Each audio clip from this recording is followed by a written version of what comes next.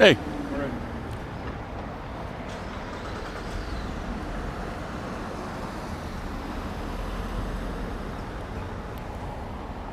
Hey, I just saw one of our local finest walk down the street. It's so cool to see still some community policing around. Yeah, no, that's not how I know. I wanted to ask you how many places you've seen that still had lineups post-COVID. Beechwood Donuts still has lineups. I don't know. Anyway, last gasp of summer. Yeah, come on in. Okay, I gotta. No, I have a show to do. I said don't call me at the office. All right. Hey, how you doing?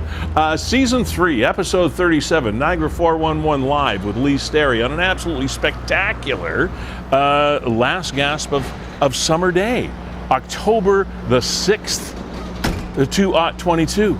Yeah. Niagara 411 Live with Sterry, brought to you by, fueled by Gales Gas Bars Limited, and proudly have been supported by Performance Heating and Air, currently sponsored as well by Verge Insurance.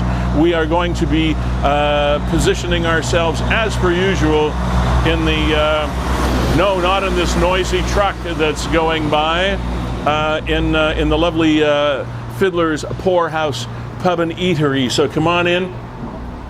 And we'll get this shindig underway. What an absolutely gorgeous day. And you know what? I forgive you if you're not sitting at home inside watching your laptop or your iPad or whatever the heck it is, because if you can get outside and enjoy this day, go. But take us with you, if you like, because we're going to have an interesting show. Phil Demers is going to be joining us.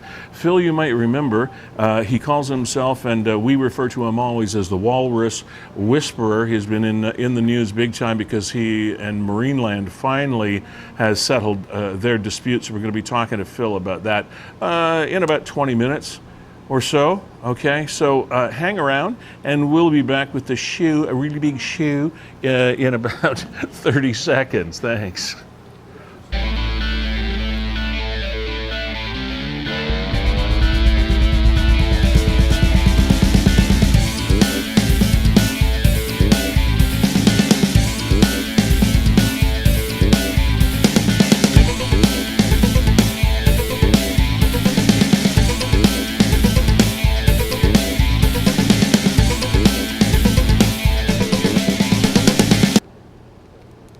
Hello.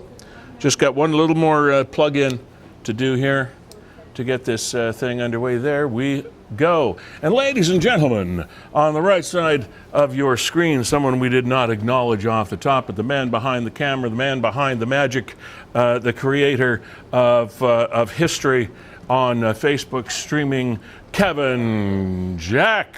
Hey, everyone. Of WeeStreem, Canada's premier streaming company. How you doing? I'm doing okay. Right now, I'm trying to figure this whole Facebook thing out. Last week on the show, let's start right there. Yeah, I was in Facebook jail, so tell us about this right there, because you are not the first. You will not be the last. And if there's anybody I would ever go to tell me how Facebook works, I would go to you. And even you have been a little bit flummoxed over the last couple of weeks on what's going on. So I think this is a really good place to start. Since we are streaming this program over Facebook, let's talk about Facebook. What is happening? What's going on? What are you doing? Why do things keep changing? And I know a lot of these are rhetorical questions, but anyway, let's start there. What are we going through on Facebook? Since that's the format we're dealing with, what's going on? I don't know. Well, in your humble opinion, I'm trying to figure this whole thing out. So right now we're live somewhere, and you know what? This is going to suck for people that are watching the replay because, hey, it doesn't really matter in the replay, right? It doesn't really matter. But trying to figure out here how to share this so people can actually watch the show, because we're kind of just buried on the back pages right now. Let me try. But yeah, I'm in Facebook jail, so Facebook won't let me stream. I've used Facebook accounts. Facebook's just acting really weird. Okay, let me do what I normally do when this happens. So I have on my laptop screen, I have Niagara 411 up here. Okay, and then what I normally do is after we start streaming, or supposedly streaming, I do a refresh. Okay, then I look for the stream, Yeah, you won't be able to find it anymore. but I don't see it, No, I know. which is kind of weird. But we'll do the show, and hopefully we'll figure out a way to get it to you. Now, to go to your point, Kevin, on the replays, we are going to be able to archive this and put it back up. Are we not? Oh, yeah, absolutely. And I think I'm getting somewhere now. I'm going to share this Okay. to Niagara 411 Live. Okay.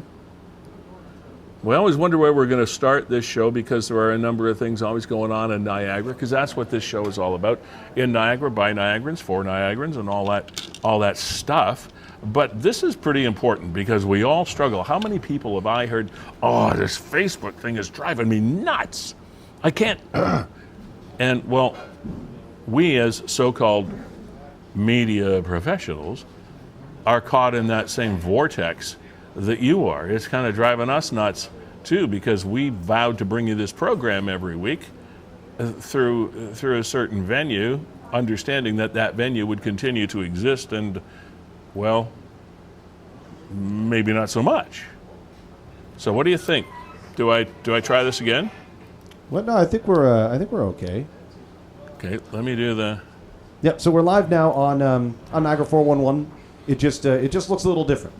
I've shared a video. Oh, and there it's it in is. an event, Okay. and trust me, Facebook's acting all kinds of wonky. But to everybody that's tuning in now from Niagara 411, hi, we see you there, and Okay, we're live, hey. and the show So I'm is now open. I'm now sharing as well because I found the feed. So if you're just getting this, what we started this program with was the fact that Facebook is acting funny, and Kevin committed a really not so egregious offense on Facebook, and he got himself put into jail, not on purpose, but it was one of those strange things. Well, you live and learn, and so it's created kind of well, not just that, other things that Facebook is doing has created kind of some funky algorithms that are going on. Yeah, you're right about that. Anyway, on with the show, because we got about 10 minutes before Phil Demers is going to be on the show. And I'll remind everybody that, as always, the show is open. Indeed. Now, tickle. Okay. One of the things that we wanted to start with is a very serious topic. There was a really horrendous and fatal collision on Highway 140, well, actually, which is Netherby Road, but it was involving 3 vehicles. One was reported as possibly on fire, with 3 people perhaps trapped, multiple fire apparatus, EMS units, and OPP on the way. That was as it was happening. Kevin, there was another post, I don't know whether it was before that or after it, but a lot of people were making comments as to the fact that, there it is, Highway 140 at 58A. Highway 140 is actually Netherby Road. Highway 58A is where it conjuncts, if that's a word, on the bridge just west of 140 and Welland. High velocity motor vehicle collision. And a number of the comments from one of the posts, I think it was one of them that the OPP put up. We have an OPP officer that actually posted a short video that I think we're going to show you if we locate it. But apparently, this is an area that has been a problem area for quite some time, and I wondered, while we're talking about this, if there are other problem areas that you would like to alert us to or complain about, because we see a lot of these things where people say, why doesn't the authority involved here do something about this particular area, any particular area? Now there's the post, and if you have a particular area that you would like to, I guess, out as a problem spot in Niagara, let us No, give us a click on that link as it says there at the in the post, and come on and tell us. I wish they'd do something about, well, pick a highway, pick an intersection, pick a town, pick a city, whatever. So here is the post from the OPP Highway Safety Division. Fatal collision, Netherby Road, 2 vehicles involved in head-on collision, 1 vehicle consumed by fire, 1 person deceased at the scene. Updates to follow, detours in place, avoid the area. And here's what the police officer had to say. We'll get there. It doesn't want me to rewind right now. Yeah, see, keep in mind, folks, as we said at the beginning of the program. We are currently on scene of a fatal collision that took place a short time ago on Highway 140 just south of Netherby Road. Niagara and Burlington OPP, along with Niagara Regional Police, are on scene of a 2-vehicle head-on collision where one of the vehicles was consumed by fire. 1 person is deceased at the scene. Our collision reconstruction team is heading to there as well to conduct the reconstruction investigation. Highway 140 is closed for the investigation, and I'll provide more information when it becomes available. All right, so I am now that wasn't that many. It was a few hours ago. It wasn't that long. The highway may be open by now. We haven't received anything brand new as far as that is concerned, so it might still be a good idea to avoid the 140 and 58 highway intersection. Should have left those temporary traffic lights up. I live down this way. People going so fast at that part. Almost got hit. I'm assuming that was meant to say 2 days ago. I was going straight, they turned left, right in front of me. I got a notice that there will be a roundabout built there next year. Something needed to slow people down. So in this case, maybe the roundabout thing is a good idea. They always say these roundabouts are a good idea. I see people double, triple passing cars. So obviously this is a travel a danger spot.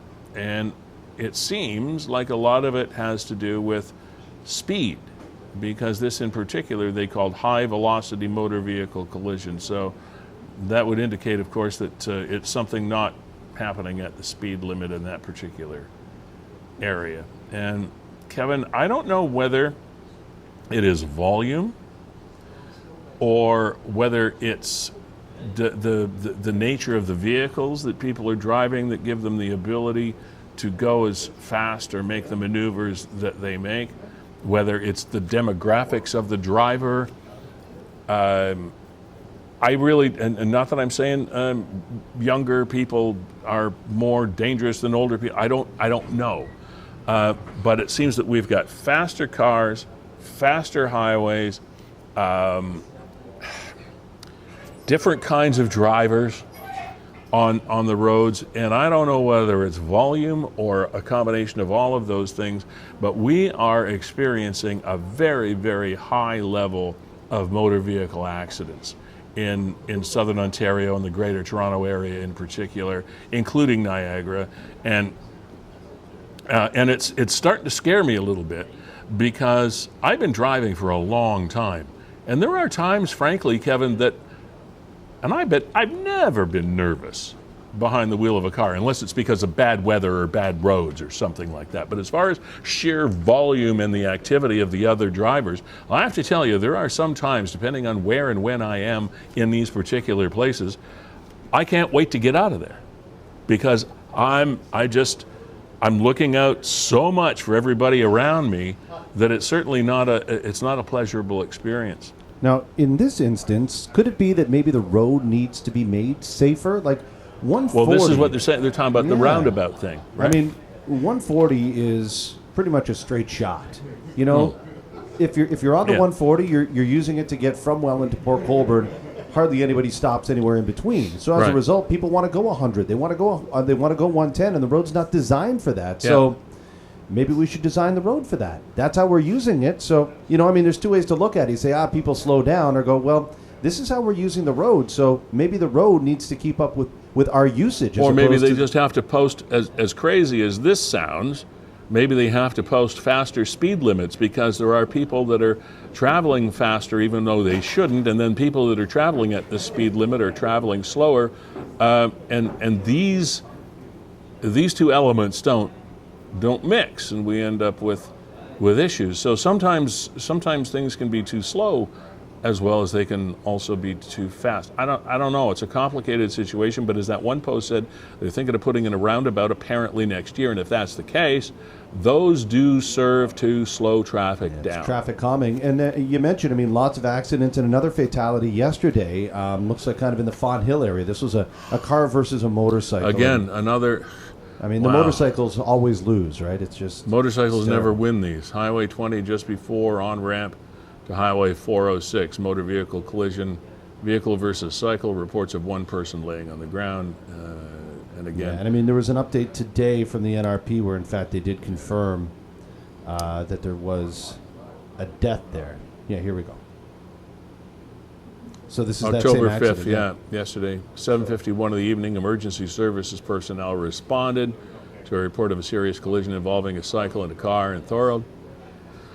They responded to the Highway 406 overpass on 20 in Feulled, along with Niagara EMS paramedics and Feulled Fire Services. The initial investigation determined a motorcycle had collided with a Hyundai Elantra. The operator of the motorcycle, a Pelham man in his 50s, was found to be in critical condition. The man was transported to a local hospital where, despite recuperative efforts, or resuscitative efforts, they were pronounced deceased. The driver of the Hyundai St. Catharines man in his 60s was also transported to a local hospital with what is to believe to be non-life-threatening injuries. The motorcycle and the car considered demolished. So once again, we've got something going at, now it doesn't take much, even at 30 kilometers an hour you can do a lot of damage, but at Highway 406 and Highway 20, you can imagine that there was some speed involved, perhaps in both vehicles, but we're not going to conjecture. And to the gentleman in the Hyundai, it'll change his life. Even if he fully recovers, it'll change his life forever. You never, ever get over something like that. So the collision reconstruction unit, assisted by forensic service unit, were called in to investigate it. Highway 20 over 406 on the overpass was closed for the investigation, but has since reopened. Leading me, Kevin, to the biggest traffic flow story to hit Niagara and perhaps even Canada, not to put too fine a point on it, which is the Diamond Divergence situation. Yeah, have you driven through there yet? Well, yes, I have from one direction, and I've tried from another direction. There has been great misinformation or lack of information about this, in spite of the fact we posted a video on last week's show as to how this thing was supposed to work, and I guess it works okay, but they opened it, Kevin, before it was done. If you're traveling the Queen Elizabeth Highway, and I've had arguments, discussions, I guess, disagreements with my own friends saying, yeah, the ramps are open. Well, I'm sorry, not all the ramps are open. It doesn't work the way it's supposed to work. If I'm coming from St. Catharines and I want to go to Niagara Falls direction, and I'm on the Queen Elizabeth Highway, and I want to get to Glendale to, let's say, go to the Outlet Mall, you can't get off the road. You cannot get off the Queen E and take a ramp onto Glendale to go over to the Outlet Mall. You have to go down the Queen E to Mountain Road, down to Taylor, and back up from behind all of those things to get to Niagara College, to get to Niagara on the Green subdivision, to get to the Outlet Mall, to get to anything on that like northbound on Glendale. You cannot get off the highway onto Glendale. If you try, you're going to be frustrated, like I have been many times. And people say, "Oh no, they told us that the ramps had opened a couple days ago." Well, no, they haven't. Sorry. So why are we open? And they made a big deal when we were talking about this show, Kevin. They made a big deal out of the fact that they were going to close it down overnight, tear down the bridge, the old bridge, and poof, all would be well with the world. Well, sorry, it's not. All is not well with the world. Nothing is well with the world in that area. It's a mess.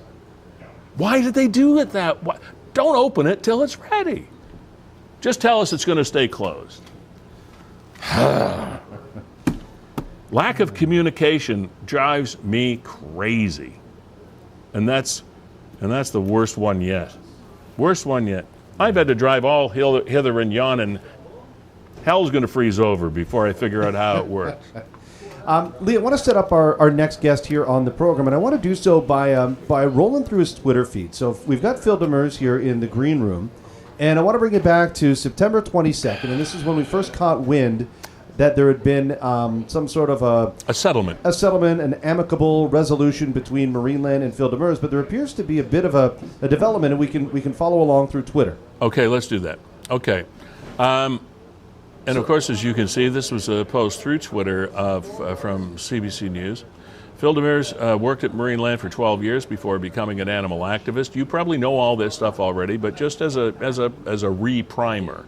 Demers and the Niagara Falls Ontario Park have come to a settlement in a decade-long legal battle that will see 2 walruses relocated. Smooshy the walrus, there you see right there. Okay, so that's September 22nd. And I'll skip ahead to here. Here's another story. Okay.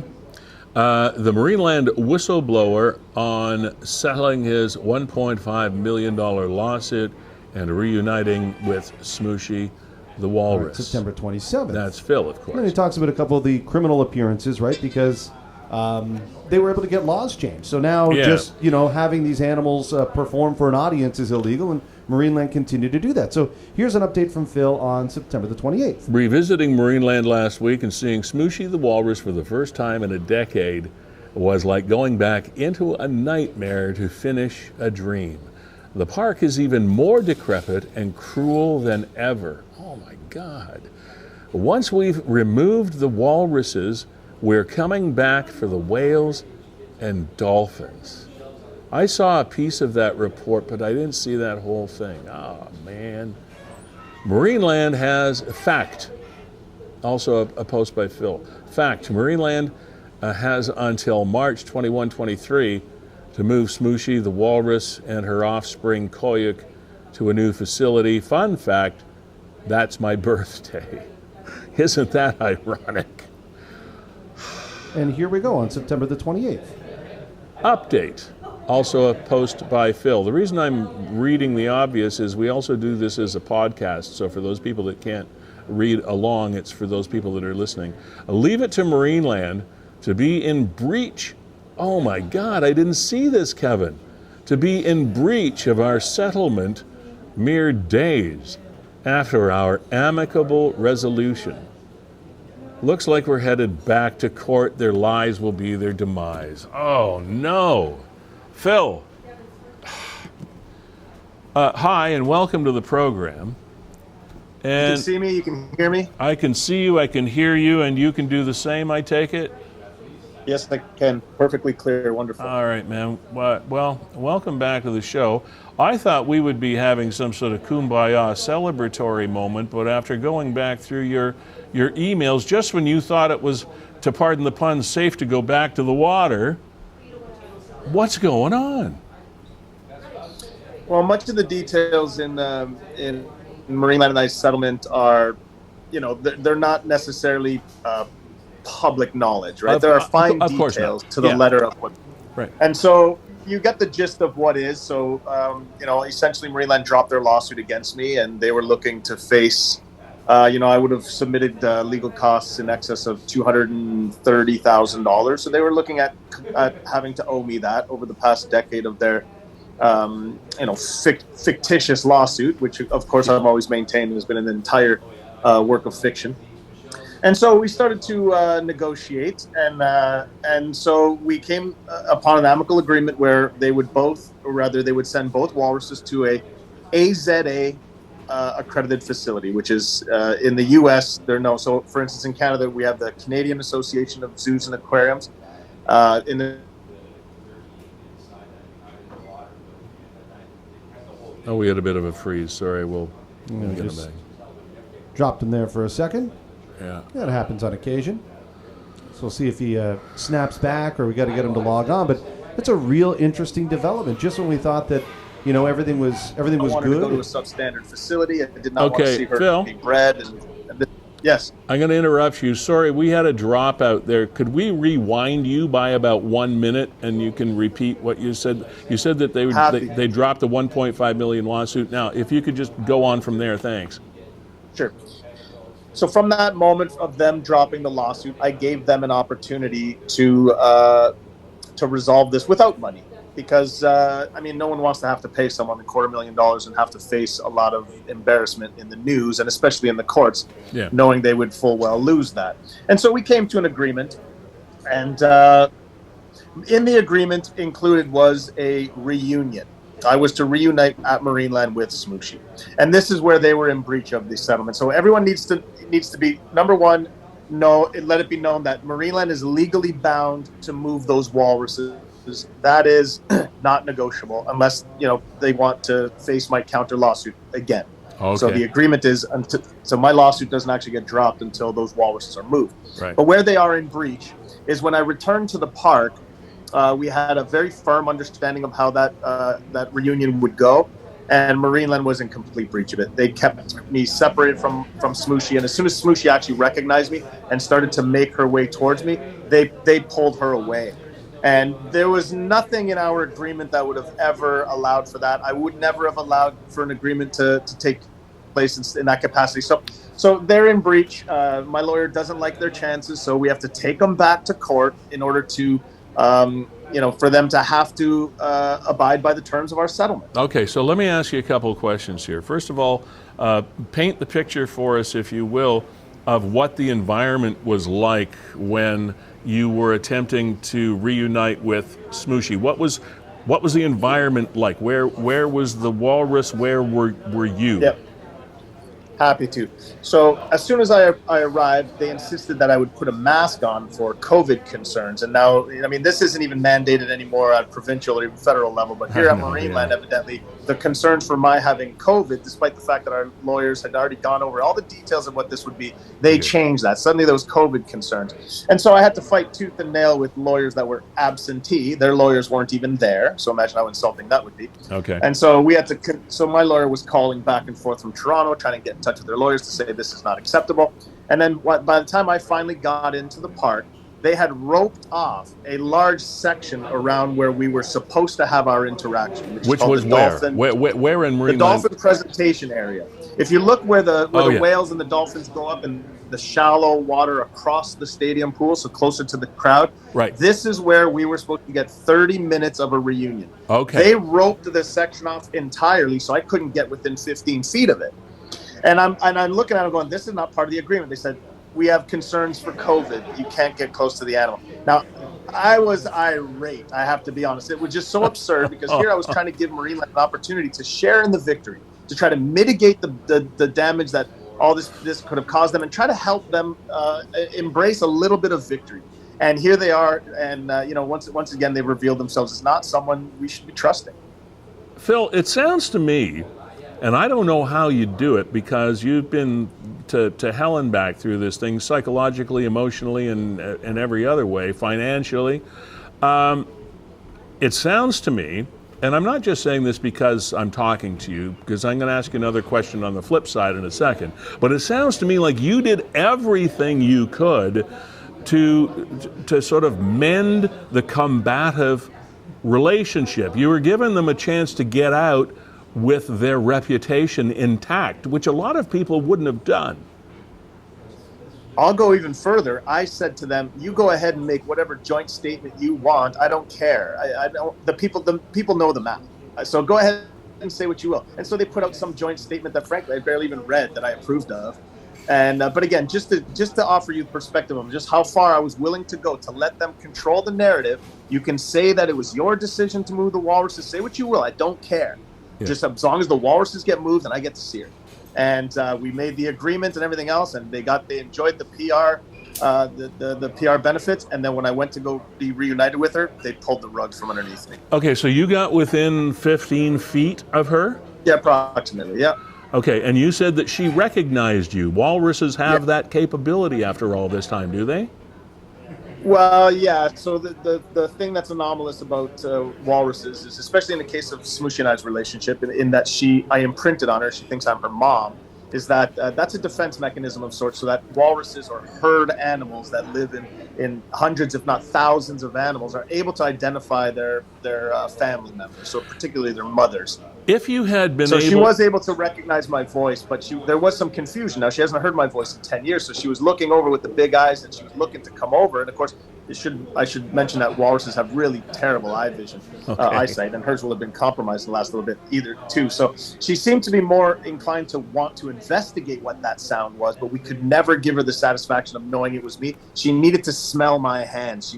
She needs me close. And this was our clear understanding of what would be of our reunion, and Marineland, they ensured that would not be possible. And this is what I was going to ask you. To play devil's advocate, you achieved what your ultimate goal was: to have the walruses looked after, to have the suit dropped, or what. I mean, ultimately, you'd achieved, I think, what you'd been blowing the whistle about for all of these years. Why was it so important that you end up going back to court? Now, this is where I kind of hold your feet to the fire. What's the big deal, Phil? Is it about you, or is it about the walrus? What was the big deal about not getting any closer and going back to court and keeping this thing going, etc., when you'd already achieved your goal?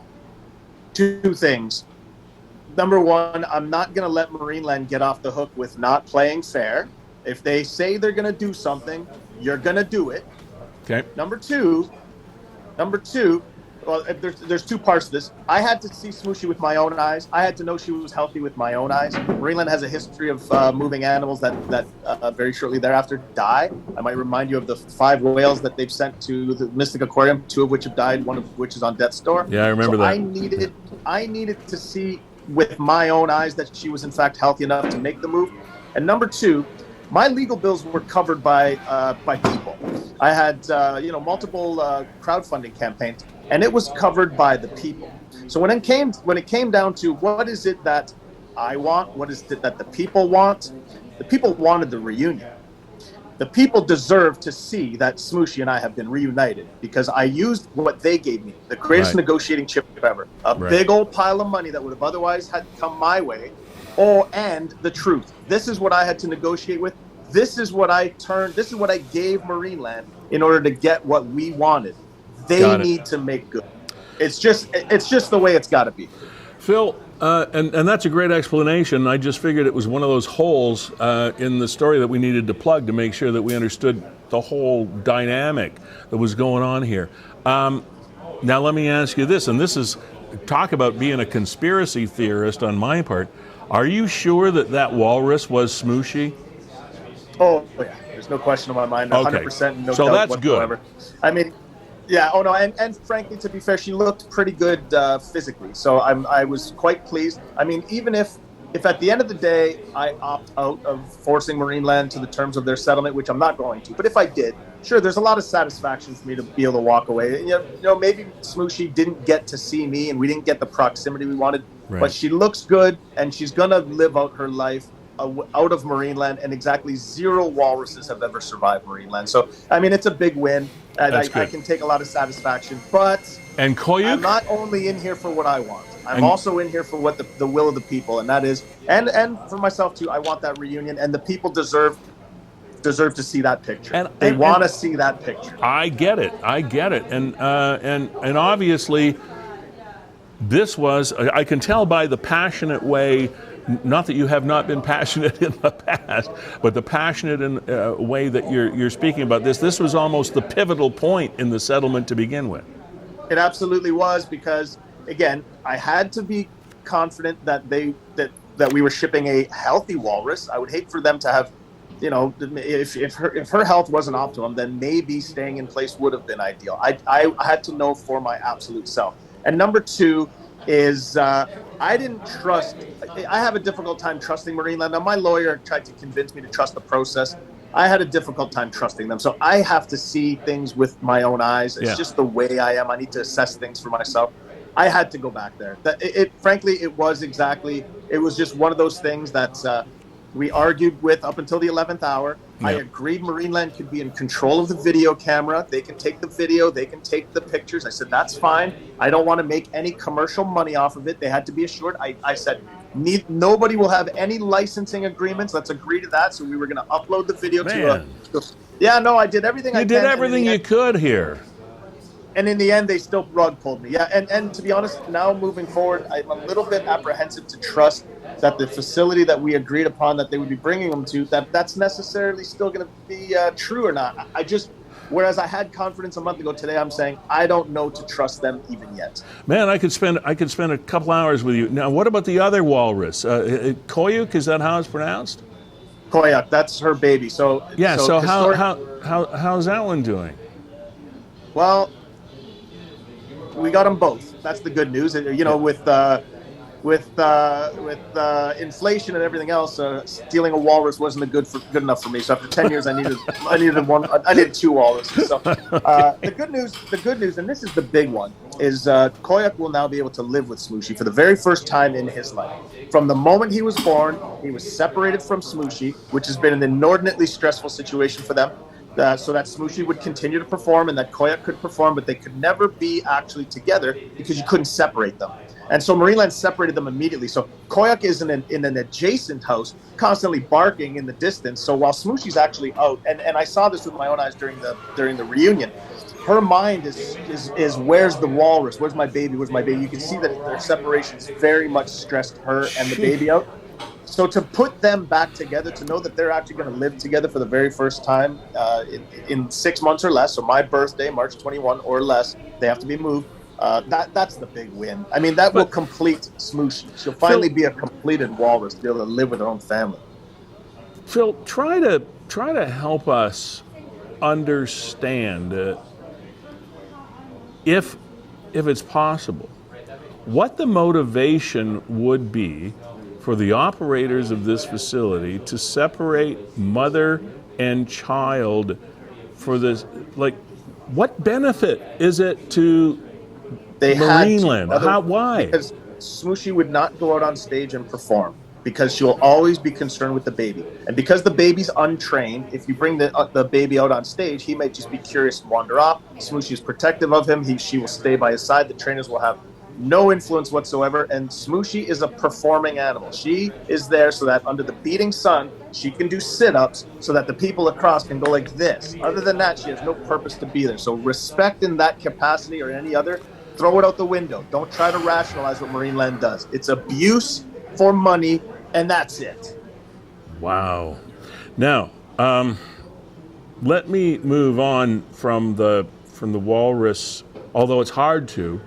One of your tweets mentioned the fact that when you did finally get into the facility, it was more, I think the word you used, decrepit, than it was before, and more, quote unquote, I think, cruel. Yeah. What were some of those observations?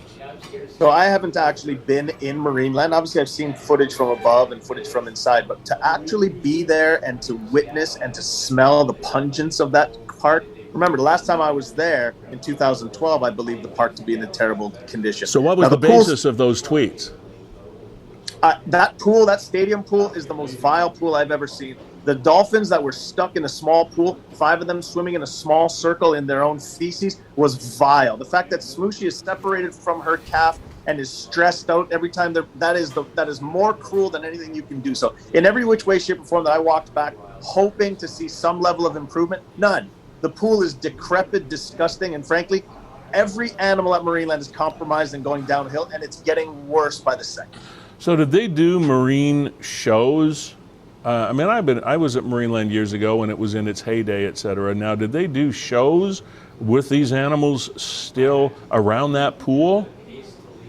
Yeah, the show hasn't changed. In fact, much of the show is exactly as I designed it a decade ago. Little has actually changed. And despite the fact that it's illegal courtesy of the Bill S-203, the law that banned dolphin and whale captivity and performances. Marineland now just relabeled themselves as an educational place, and they still have dolphins doing flips and tricks for food, which, by the way, has different various drugs, including Valium in it, and they still swim and dive off the dolphins like nothing ever changed. They just call it educational.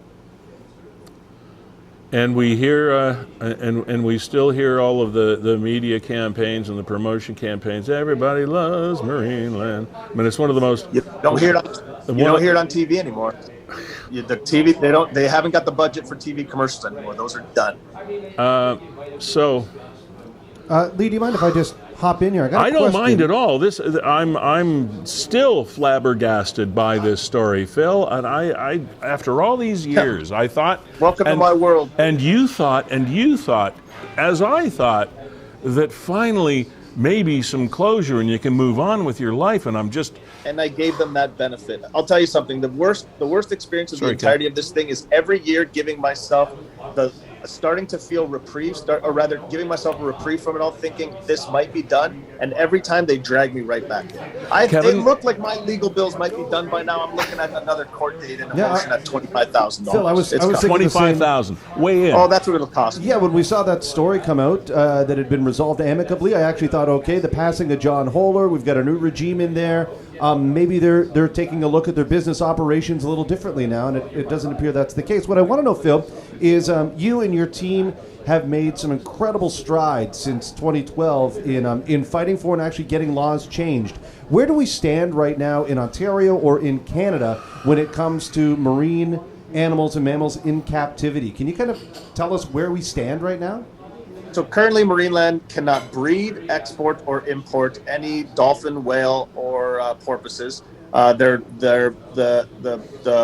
The shows at Marineland are illegal, so they've already had 7 appearances. They're looking at a November something pre-trial, but these things take a long time. That's from a 2020 complaint. In fact, if I'm not mistaken, or maybe a summer 2021 complaint. So they're still going through the motions. In Ontario, oddly, there used to be an OSPCA, as we still are familiar with, but they no longer really take care of animal welfare. So now they have a provincial animal welfare society, which has come under a lot of scrutiny, even from the inside. I suspect there'll be a whistleblower's story that comes out soon. Yeah, I heard about that.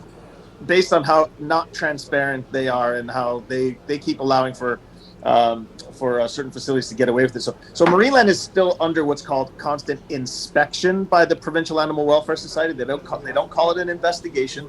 They won't say there's charges, but they have acknowledged that there's major issues with the water. There's major issues where they've even acknowledged that all the animals at Marineland are in fact compromised.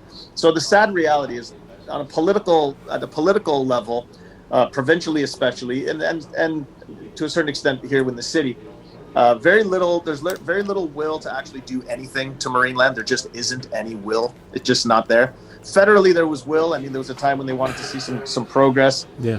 But the enforcement is the challenge, right? So, bottom line is, anytime you've got a government overseeing any animal issues, you'll notice that they tend to give it away to like animal charities, or they tend to opt out of many of these. They take the responsibility away from them for allocation and put it in the hands of somebody else. Because there's emotion, and they don't. Anytime there's emotion involved, they do their best to distance themselves. Right? They're there for business and collecting taxes, etc. So the likes of any animal protection when it comes to enforcement and legislation, it's very difficult, even after you've passed stringent laws. Phil, to kind of touch a little bit back on Kevin's point, we appreciate all your time, by the way. I've got like 1,000 questions here. I've got another movie. We should call Natalie and put another movie together. My gosh, this is like a sequel. With regard to what Kevin mentioned about the fact of John Holler's passing. Now, Marineland, I knew John, and I was in the media for a gazillion years ago back in Niagara when Marineland even opened, for heaven's sake. And before we knew what we knew about how animals were treated, I mean, it was one of those great family entertainment spots and all the rest of it. John had his vision, and he defended it to his death. That vision that he had, call it right or wrong. But once John passed, I had a feeling with all of the publicity, including yours, et cetera, surrounding that facility, I frankly thought whoever took over control of it would wind it down. But that obviously the opposite has happened. Who is now responsible for running that facility? Does any one particular person own it? Is it a consortium? Yes, who is it? There's a controlling mind. His name is Andrew Burns, and he's the lawyer that John Holer gave the responsibility of selling, of managing up until the sale of the park. And so his objective, Andrew Burns, in every which way, shape, or form of operating it, is to sell it. But having said that, I wish John Holer was still here, because the marine land and the animals were in far better hands being under John Holer's control than that of the lawyer, because what the hell does a lawyer know of anything? And at least John had 50 years of trying. And so when you've got lawyers operating a business, that's when the disasters start occurring, and that's exactly what's going on. All right, I'm glad I asked the question. But so there are no family shareholders or anything of that nature? Marie, so you're familiar with Marie, of course, John's widow. She's a lovely lady. She's 80 plus years old. She's never really had a real hand in any of the day-to-day operations of Marineland. Largely, it could be said that John protected her from it.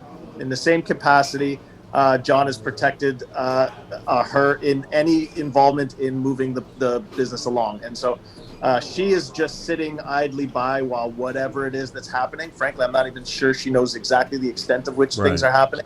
And then there's one son that remains. Of course, that's an adopted son, Peter. He worked at the park for many years in the heavy equipment division. I imagine he's still employed there, but he will have exactly zero say and not receive any respect whatsoever from that lawyer. So no, at the end of the day, and it's going to surprise many people to hear this, but in a lot of ways, I feel as though I wish I could protect Marineland. And again, not something you'd expect to hear, but I still don't believe that the family should lose the wealth that was accrued by John Holer. Right. And despite the fact that some might say that John Holer had a terrible vision or that he was a terrible person, you're not going to hear that from me. You're not. I liked John Holer. I found him to be a peculiar man, but he was a fascinating man. He came He came from a different country, of a different time. I sat down with beers with John Holer, and we had several conversations, and I believe his life should have been made into a movie. But to see the way it's ending, the way it is now, frankly, I think it's a tragedy for the family, a tragedy for the animals, but an absolute tragedy for the family, because Marineland is not lawyers' Marineland. That's still the Holer families, and that's the way it should remain.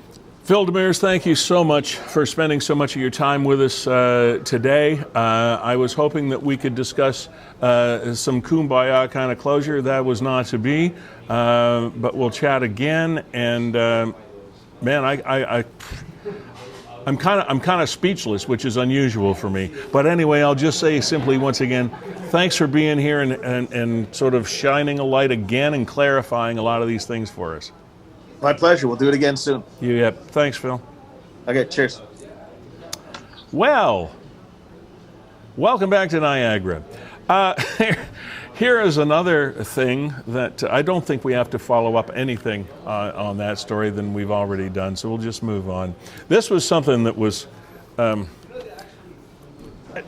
it is a disgrace, but it kind of made you go, what? Again. Trina Goot put this post up, says, what a disgrace. I drove by Dennis Morris this afternoon and the Canadian flag is flying upside down. I called and left a message on their voicemail and then drove by again later and nothing has been done.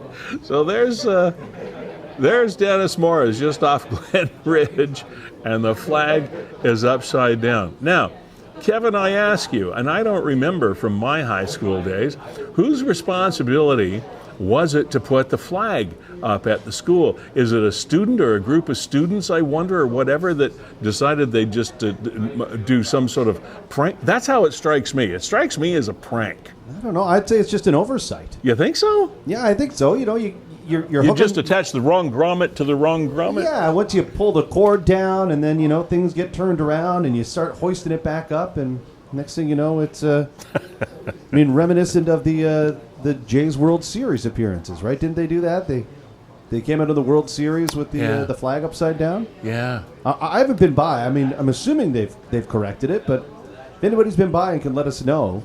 Oh, you know what I meant to bring today? I meant to bring. No, I won't tell you. I'll bring it next week. Anyway, so speaking of Canada and things Canadian, I don't know if you know where I'm going with this, but since we try to tie kind of like subjects together, somebody at Dennis Morris, please flip the flag around, just for giggles, is our Prime Minister. And again, I get accused of being raging liberals. I get accused of being a raging conservative, or I get accused of being all kinds of things because I have opinions on things, but they don't necessarily fall into one political party. But often in my own social circle, I get accused of being a raging liberal. Not really. I'm not raging anything.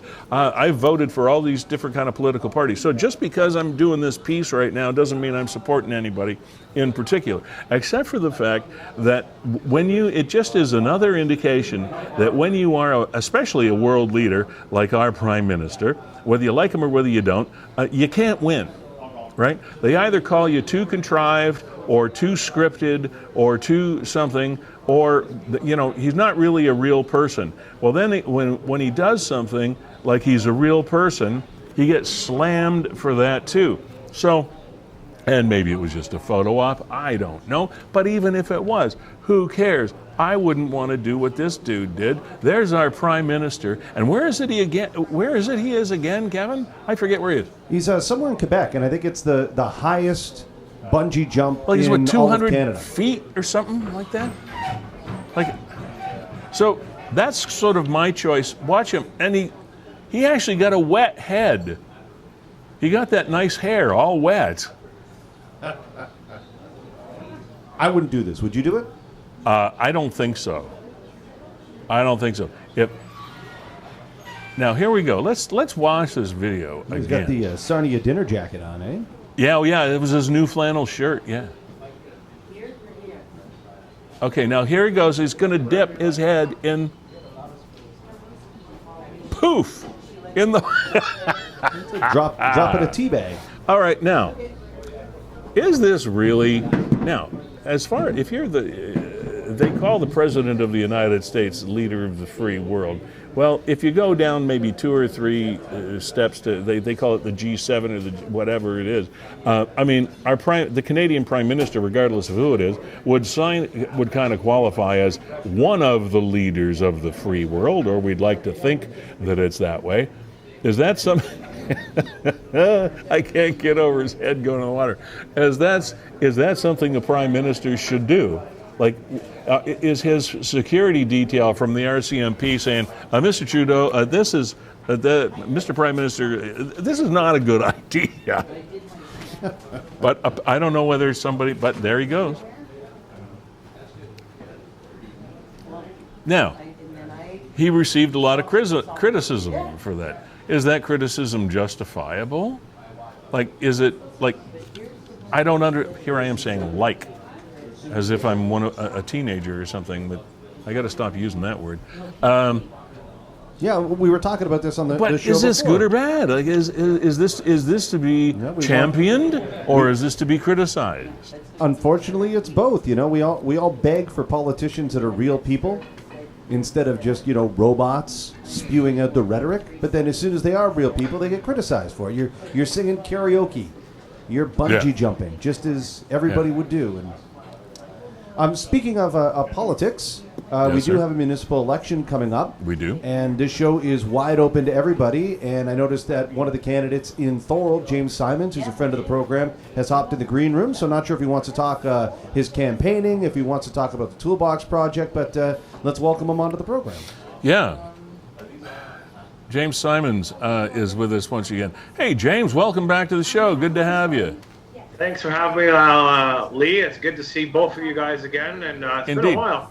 Yeah, you had a busy year, my friend. Yes, it's been busy, and I don't plan on stopping.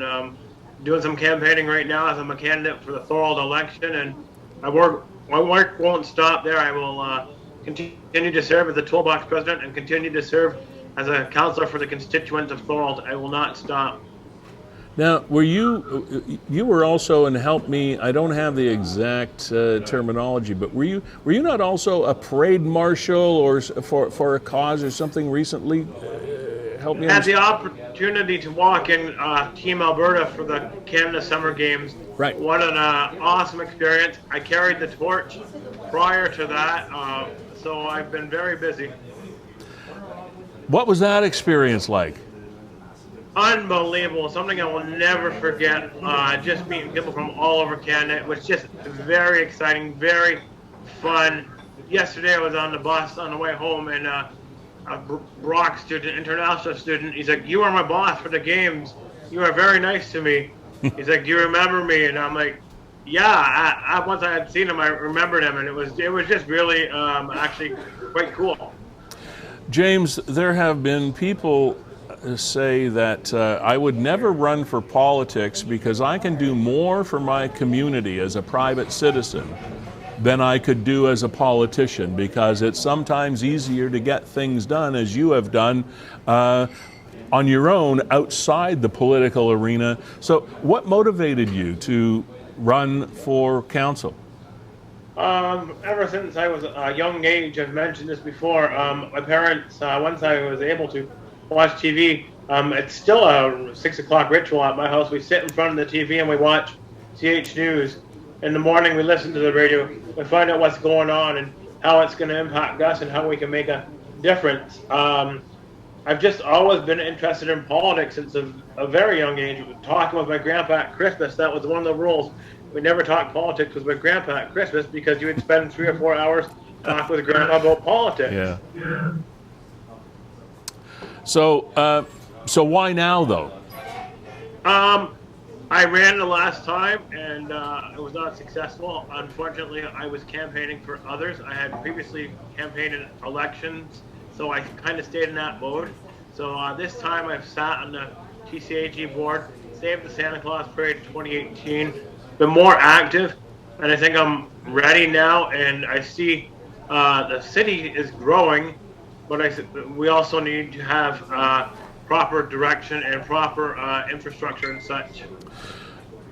Okay, now, what do you believe are, I guess, your holy grails? If you're elected, most people that run for a council or for any level of government have one or two things that are sort of burning issues inside for them that they're very, very passionate about. You have to be a part of all things to do with municipal government, but what would be the thing or things that you're passionate about in this process?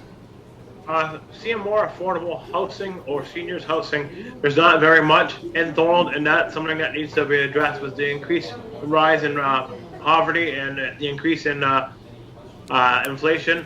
There's nothing available for seniors or people living in poverty in Feulled with regards to affordable housing. My second is making sure parks are used to full capacity, making sure we're having festivals and events. I was criticized for going to Welland the other week to the Poutine Festival. Why did I not stay in Feulled and experience something in Feulled? How can I experience something in my city if there's nothing being offered in my city? We renovated Beaver Dams Park. It's time to use it to its full capacity. We use it for Canada Day and for the Feulled Reed Band on Wednesday nights. But then other than that, it's in darkness. James Simons, thanks again. Was there anything else in particular, either outside or inside the political arena, that you wanted to tell us about or talk to us about today before we let you go? I'm just asking the people to vote, whether it be myself or one of the other 18 candidates. We get to choose 8, and people don't think municipal politics plays a part in our daily lives, but it's our roads, it's our fire, it's a lot more than provincial and federal. It's right in front of us. So I'm just asking people, vote. You have various options online, in person, and mail-in ballot. So there's no reason why people can't vote. James, thanks very much for joining us. All the best with your goals and aspirations, and I know we'll talk about something that you're involved in the near future. And again, thanks for being here and reaching out to us. Thank you. Take care.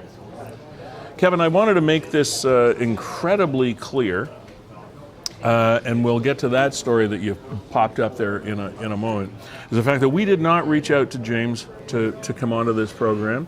Kevin and I have talked about this during other election campaigns in the past, since this show began a couple of years ago, and how we decided to treat political campaigns is that we would not reach out or try to plan interviews or any of that nature with any political candidates coming from our side reaching out. We decided we would not do that. Now, there is no regulation on the internet. We can talk to whoever we want. We could reach out to this person, we could reach out to that person, but we do not in any way, shape, or form want to be seen as biased in any way or partisan in any way toward politicians. So if you reach out to us, James came to us and said, I'd like to come on the program. We will not refuse you. If you are a politician, or a candidate to run in the regional election or the municipal elections coming up, by all means, please, or if you have something to say about it and you're not even a candidate, please feel free. We are not reaching out to you. We are not reaching out to anyone who is running. We are not showing any bias. We're not promoting any one particular candidate in any particular municipality for any reason. So, be it the region or be it the other 12 municipalities. So, but I do want to make it extremely clear that we will not refuse you either, should you click on that Zoom link in the post. And in the interest of full transparency, I think James reached out to you, Kevin, privately behind the scenes, did he not, over the course of the past week? Yeah, he did, and we just told him what we tell everybody all the time, that the show is always open to everybody. We openly publish the Zoom link, and anybody can click on that and come on at any time. So, yeah. James, we're live, noon to 1:30, somewhere in that window. Just click on the show, and we'd be happy to have you on. Oh, very, very, very occasionally. We will move the show to another day, and we make that public as well. We publish that. If something happens that WeeStream has another obligation that conflicts with this one, then we will move a day, but rarely do we ever move a time, and we always do postmortems or reposts on the show. So, at the risk of repeating myself, which I'm doing, anybody that is running for office in Niagara for the election day on October the 23rd, I believe that it is the 23rd? Sure. Something like that. This month, the election. Come on if you want to. We're not going to come to you. You come to us. We will gladly put you on and ask you the same kind of questions we asked James. We won't hold your feet to the fire. We'll just let you do what you want to do. And Lee, along those lines, last night WeeStream was busy. We were up at the Grantham Lions Club, where we put together, provided the AV and the live stream for, there you see it, the 2022 Grantham Ward Candidates Debate. Cool. So I kind of just skimmed through some of it. You can see there we are. There we are there, just getting ready. It was great. Marty Mako was the moderator and MC for the event. Was he? I didn't know that. I didn't know Marty. I didn't watch it, so I didn't see Marty. The timer will show a different card Marty right there. to the moderator and to the candidates, indicating that they're... So, and good on the Port Weller Residents Association. Absolutely. To organize this and also to live stream it. I mean, live streaming is such an effective tool. And I know that there are other candidate debates that are going on that are not live stream. I think the best part about the live streaming in this case would be the archive.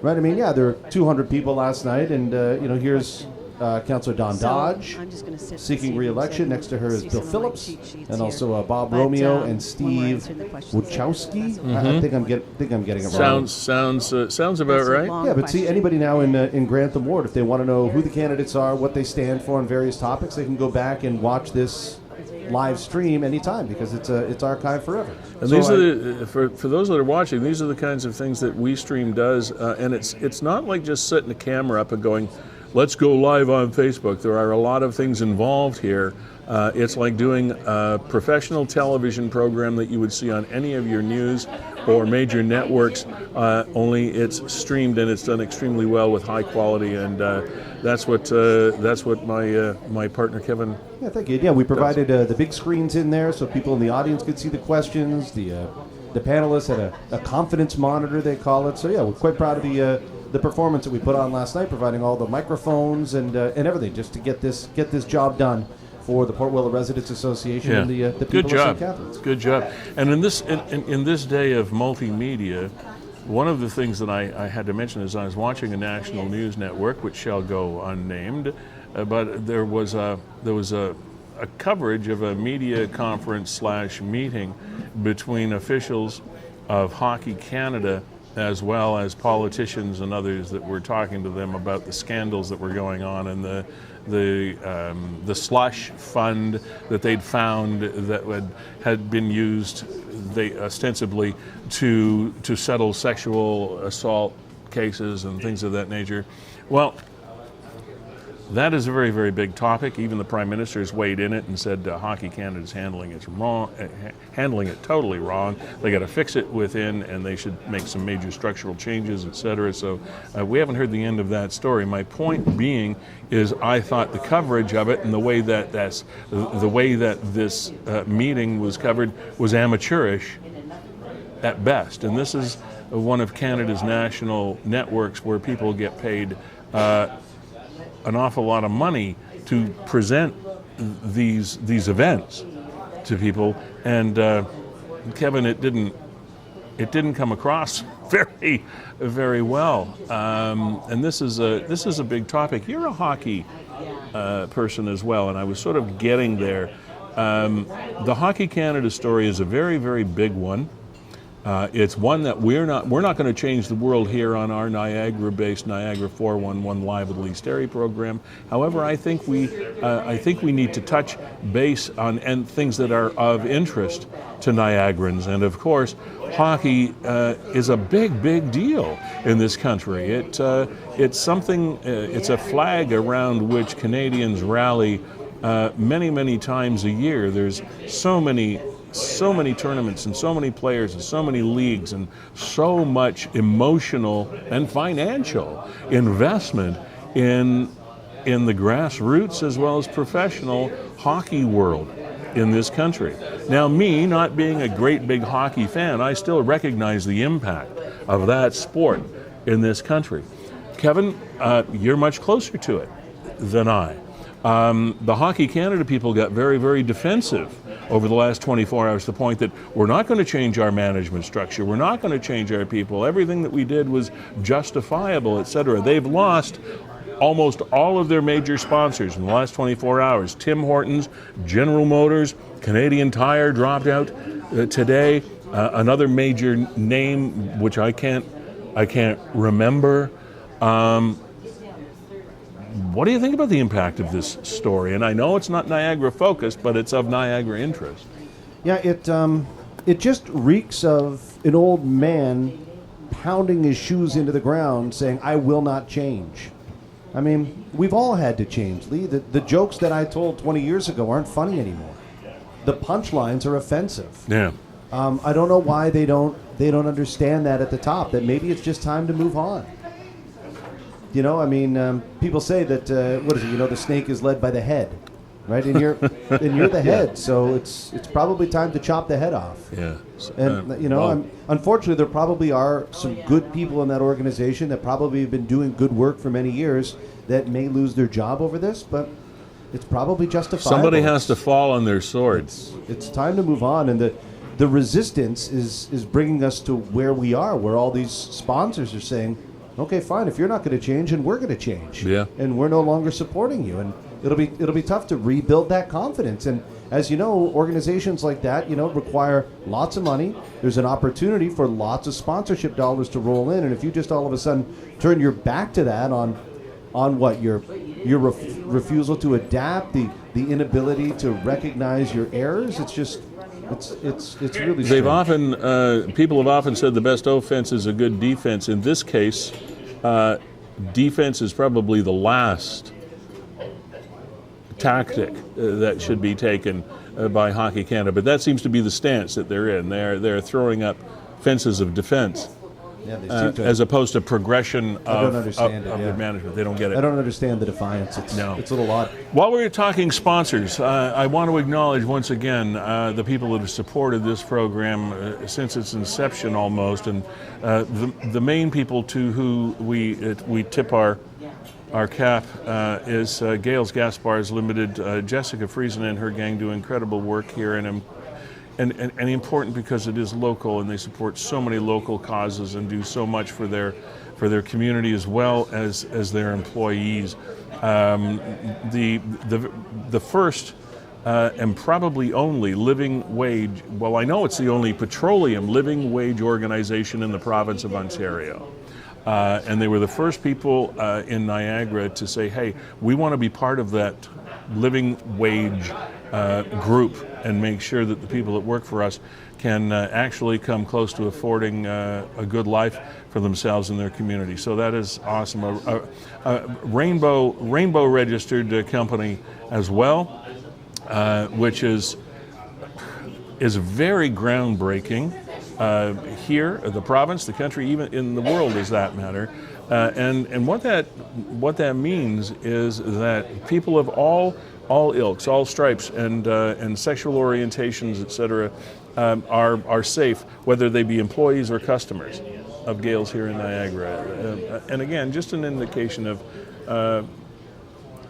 what their corporate culture is, and why we're so proud actually to have them support this program as part of the things that they participate in. So it's very important to us. Carlo and Performance Heating and Air staff have been supporting us for a long time and have done so up until recently. So we just want to acknowledge the fact that their support has been really, really important to us, and we appreciate it.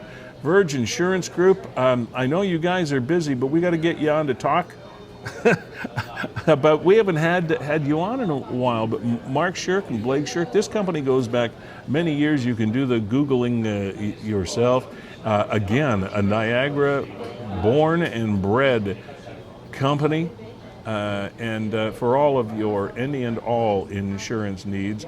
And boy, I'll tell you, I have never seen a story in a long, long time that shouted out for the need to have insurance coverage and some support, since after the hurricanes have gone through, not just down in Florida, but our East Coast, decimated by bad weather. And I saw a show the other day saying there are so many people, especially in some outlying areas of Newfoundland, Labrador, and in some of those communities where people have lost everything and they didn't have coverage. They didn't have enough support. They didn't have insurances to help them out.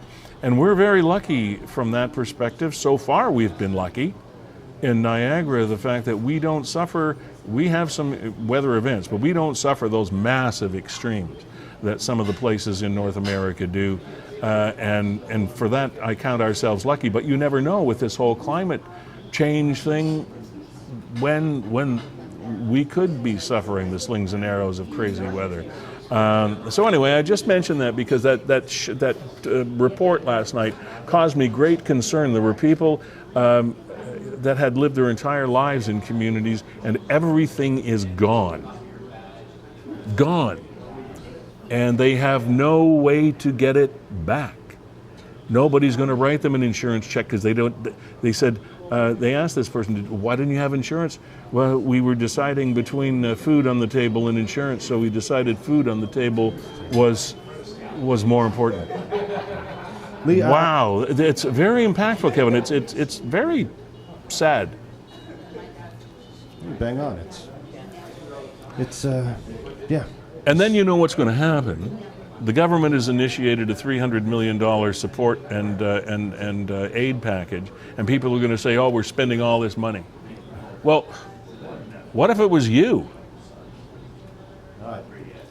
I feel for the people. I feel for our Maritimers, and I've heard some ads on the radio. Who'd they get? Ron James quite aptly saying, Maritimers help out everybody else. Now it's time to help them. It's time for us to step up. Yeah, and I couldn't agree more. Yeah. Lee, one thing I'd say, if you don't have a good insurance policy, make sure you get good cameras. And I think Shoppers Drug Mart in the Falls must have a good insurance policy because their cameras suck. That's a great lead into this. Kevin and I have sort of been banging the drum since we're in the technology and sort of camera business for security cameras that are actually effective. Here's another one that isn't. This guy would probably get off in a court of law because nobody can really identify him. But he is the subject that is being sought. Don't you know that guy right there? Oh yeah, he could be, well, anybody. Doesn't one picture look like he's got a mustache or a beard? That one kind of. That one there, and another one, the other one on the other side. Does he have is there a mustache? I don't know. But one of the comments, so anyway, we're looking for this guy. I'll talk about the comment later. October the 2nd, a few days ago, NRPS responded to Shoppers Drug Mart on Lundy's Lane in the Falls regarding a robbery that just happened. Upon arrival, officers learned a lone male suspect entered the store, approached a cashier, demanded money. The suspect threatened the clerk, however, no weapon was seen. The suspect fled the store with an undisclosed amount of Canadian currency. The cashier sustained no physical injuries. Mental injuries, I'm sure there were some, because that's a very traumatic thing. So that's the guy. Now, Kevin, let's go back to the description. Can you do that for me? There, because if the picture doesn't help you, maybe this will. White male, 6 feet tall, 40 to 45 years old, kind of slim, wearing a gray zippered coat with a logo in the left chest area, wearing black pants. Now, there was a comment in here of the company whose logo was on this guy's jacket. And the comment from the company said, "Oh my God, that's our logo." Right there, Lakeview Vineyard. Yeah, the jacket is from our company, Lakeview Vineyard Equipment. We may have to rethink our policy on giving them away as stag and doe raffle prizes or to community organizations in need with our logo on them. That's our good Kevin, pal I never Joe, thought of that. Good pal Joe Pilateri, man of the community. I never thought of that. Joe Pilateri, who does so much for charity with his comic routines and stand-up. Just a very, very funny man. But I got to tell you, Joe, that pointed out something that companies and corporations and businesses can think about. Because, hey, you give this stuff out as public relations for your company, but also to help them, like Stag and Doe, and raise money and all the rest of it.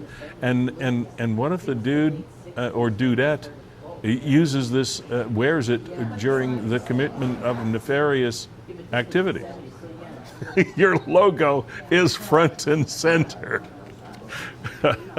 That's funny. And I'm trying to find this story here, Lee, from a couple of days ago. Because, here was a case where the guy robbed the Shoppers Drug Mart, threatened them, but they said no weapon was seen. Right. Did you see the story about the guy with the gun at the Welland Walmart?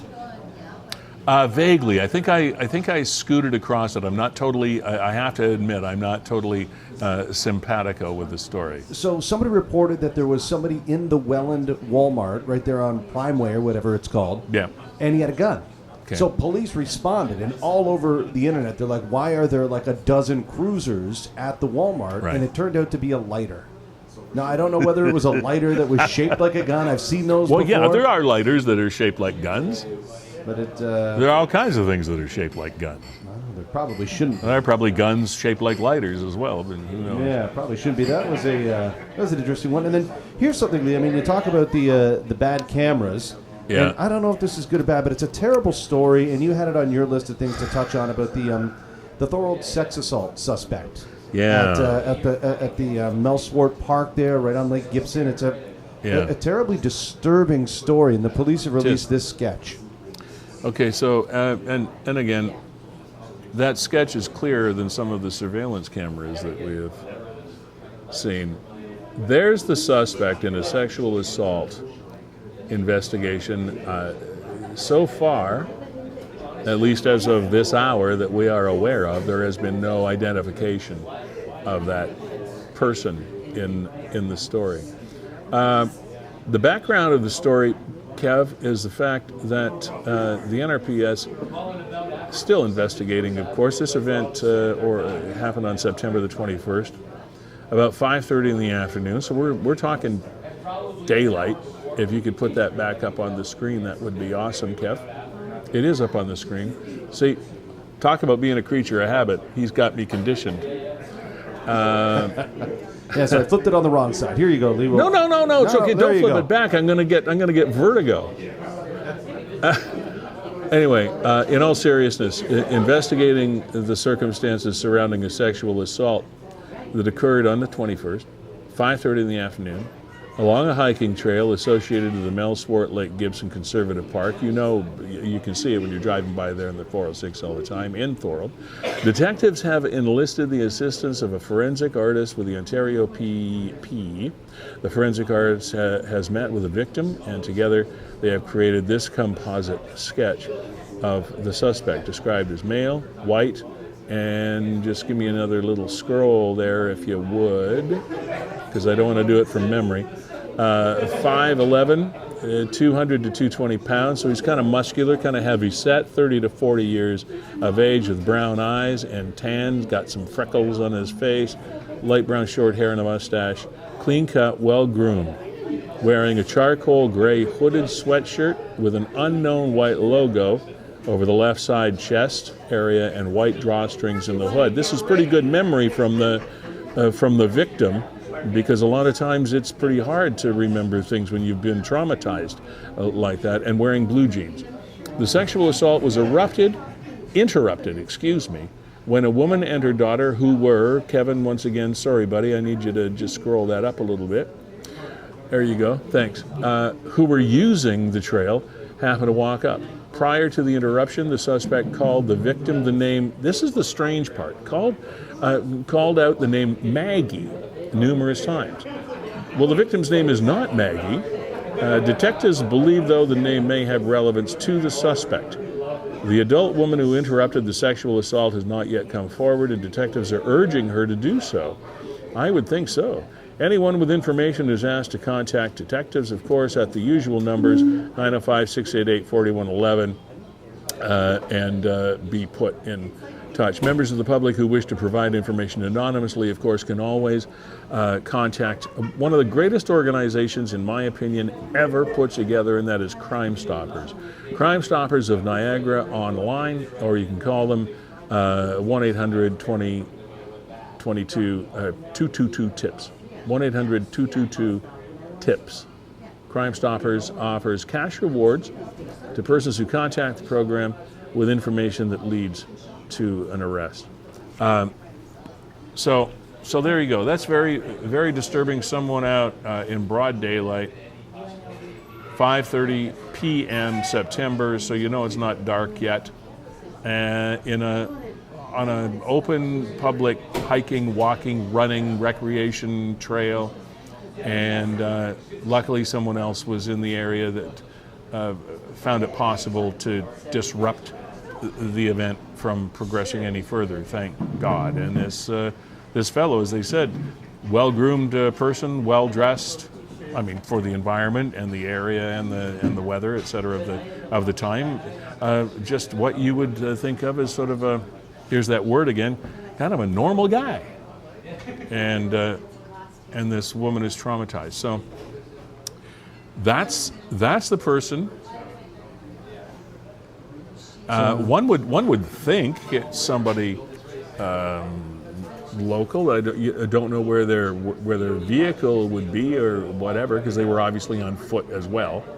And but you know, disturbing. And we've seen comments as well that get our attention in the fact of why are there's so much of this kind of thing happening in our community. It's extremely disturbing. Yeah. Sorry, go ahead, Lee. No, go. No, because I'm going to take us off track. Okay, I was going to say one of the things that is happening though is I believe that part of our, it's not urban sprawl because we're still building, et cetera, but I think it's urban influence. I believe that we're being influenced an awful lot by cultures and citizens and behaviors and people from outside Niagara because, as we know, there's been a great influx of people buying properties and moving here from outside of Niagara. And I don't want to do a not in my backyard and we don't want those people and, you know, that kind of thing. It's just the fact that anytime you expand your population from other areas or even within your own area, just the more people there are, the more challenges you're going to have. So I think we have to just pay attention, maybe more than we used to. Like the old adage of, oh, we never lock our doors around here. Well, now we do.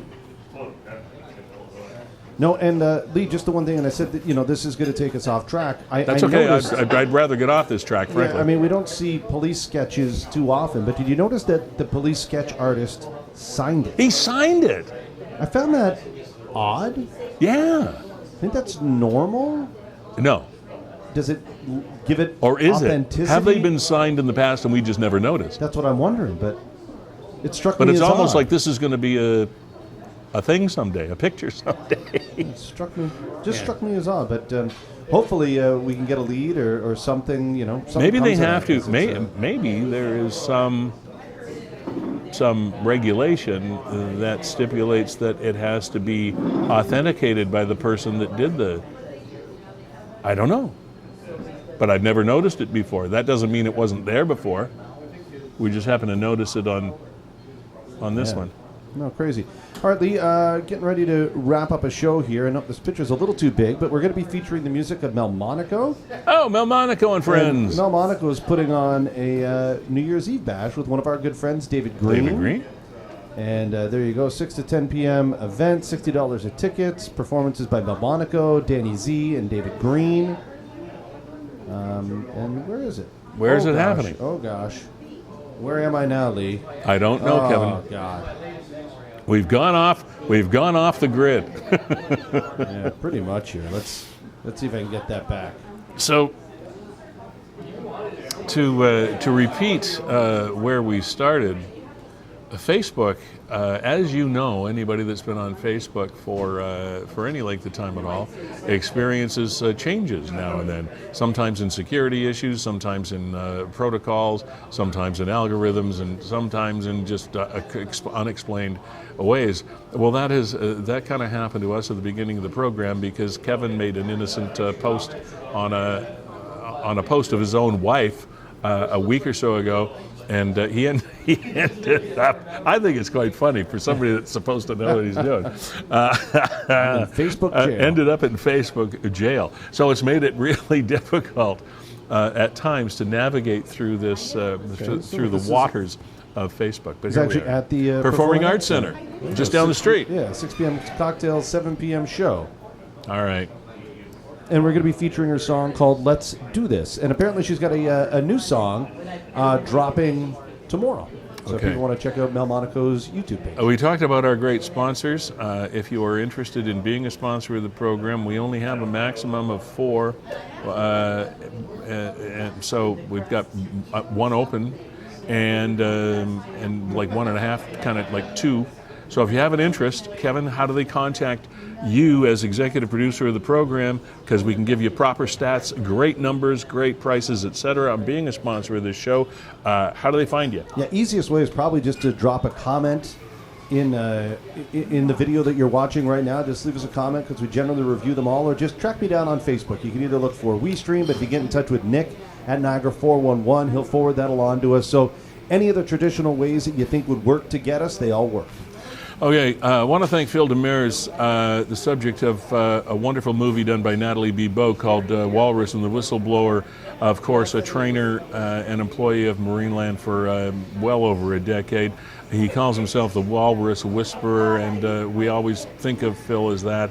For spending a long time with us on the program today. If you missed that chat, wait for a repost because Kevin will do, in case you missed it, posts of that and other parts of the show on Niagara 411 Facebook page, as well as WeeStream and the other platforms. And we want to go into that another time as well.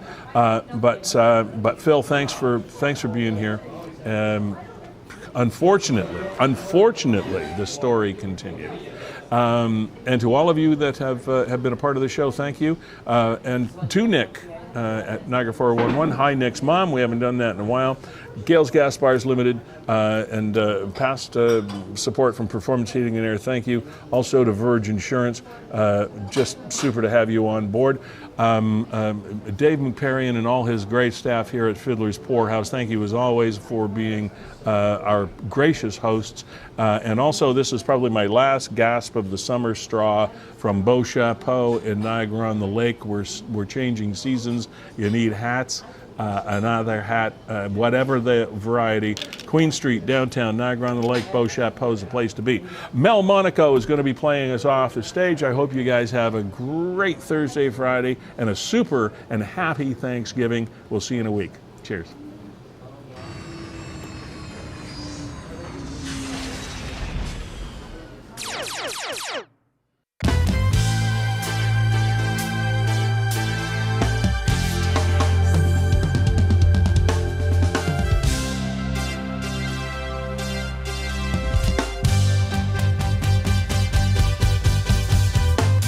Travel far, travel wide, travel up and down.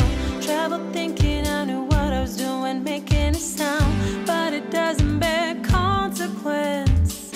Turn to tears to help me make sense of things I thought I knew and what I had yet to learn.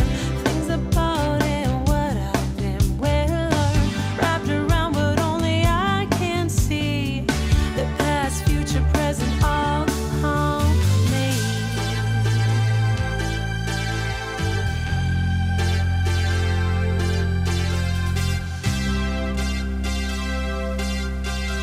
Let's go to the place I'm thinking that I've already stayed. Let's do this. Let's go breathe. Let's go to the place I'm thinking that I've already been. Let's do this. Let's go see. Let's go to the place I'm thinking that I've already stayed.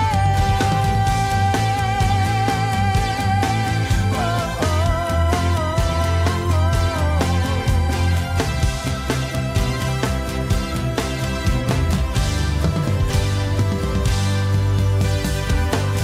keeping track of all the odds and how I think they stacked. Reflecting to the moments when I was a little brat.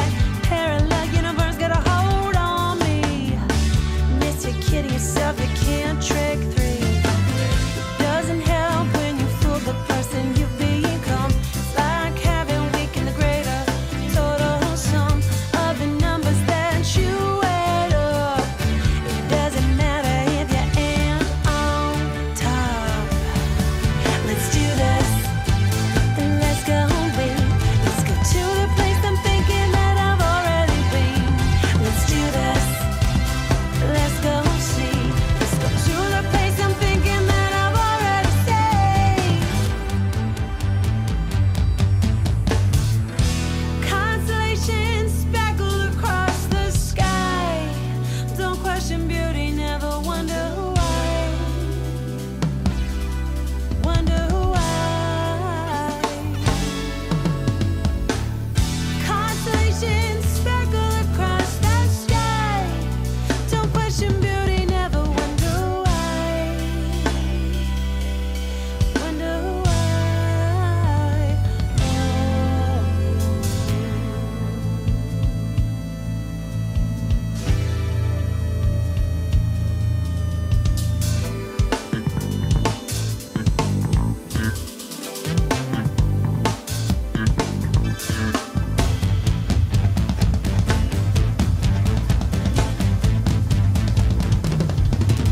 Let's go to the place I'm thinking that